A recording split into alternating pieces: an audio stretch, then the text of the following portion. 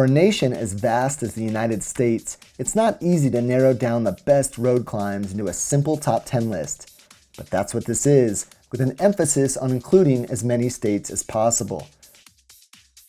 If getting high is your goal, Colorado is your state. And there is, quite literally, no paved road higher in North America than Mount Evans, which tops out at over 14,000 feet. It's not the gradient that will get you, it's the complete lack of oxygen that will truly test your mettle. If steepness is more your thing, go ride the Mount Washington Auto Road in New Hampshire. It's not long at 7.6 miles, but it's brutally steep, averaging 12%, and the final 100 meters ramp up to a horrible 22%. The privately owned auto road climbs 4,650 feet from the base and is one of the highest peaks in the Northeast at over 6,000 feet.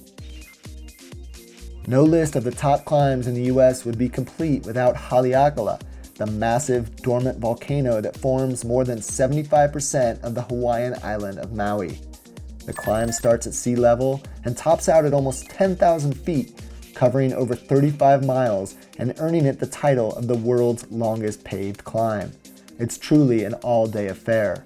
Fortunately, the scenery is stunning, with 360-degree views of the entire island. The highest point in Georgia is also one of the nastiest climbs in the southeast. Though it's short, Brasstown Bald is unbelievably steep, averaging 11%, with sections over 20%. The approach to Brasstown is relatively gentle, but once you turn onto the climb itself, the gradient immediately kicks up to 9%, and it only gets worse from there. Halfway up, it's not uncommon to see riders traversing, walking, or just climbing off altogether. There are several amazing rides in the Pacific Northwest, but none more breathtaking than Hurricane Ridge, a 17-mile ascent that starts in Port Angeles, Washington. The road climbs from sea level to over 5,200 feet, with an average gradient of 5.5%. Riders are rewarded with stunning views of both the massive Olympic mountain range and the Strait of Juan de Fuca. Oh, and the road surface? It's perfect. Due to Arizona's warm, dry climate, Mount Lemmon offers riders the year-round opportunity to climb upwards of 8,000 feet in elevation. The climb, just outside of Tucson, averages 4.5% for roughly 25 miles, with about 6,000 feet of total elevation gained. The road is smooth and well maintained, and a fit cyclist should expect it to take 2 hours, or maybe a bit longer. Located between Aspen and Twin Lakes, Independence Pass can be climbed from either side, and the sharper pitch averages just 4%. So no, it's not particularly steep. What it is, however, is long and high.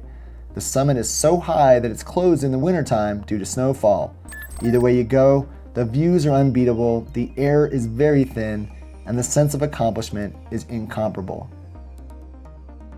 Mount Baldy is the crown jewel of Southern California's road climbs, looking out on the Inland Empire at 6,300 feet. Though the climb from Baldy Village to the ski area is just 4.3 miles, that figure is a bit misleading. There's no easy way up to the village by bike. To get there, riders can either tackle the longer, more scenic route up Glendora Mountain Road and across Glendora Ridge, or they can take the direct route from Claremont, which is just 13 miles straight up Mount Baldy Road. The steep climb up Empire Pass has only recently become popular in the cycling community, with a fresh coat of pavement and its inclusion in the Tour of Utah. With a gain of 3,000 feet in just over 7 miles, some have called it the nastiest climb they've ever seen. It shares much of its steepest pitches with Guardsman Pass, ramping up early to 15%, with several sections nearing 20%. Either way, you'll be going slow enough to appreciate the many aspen groves lining the road. Mount Diablo is one of 3 major peaks in the Bay Area, and though it's not even 4,000 feet high, the Devil's Mountain boasts one of the largest view sheds in the western United States.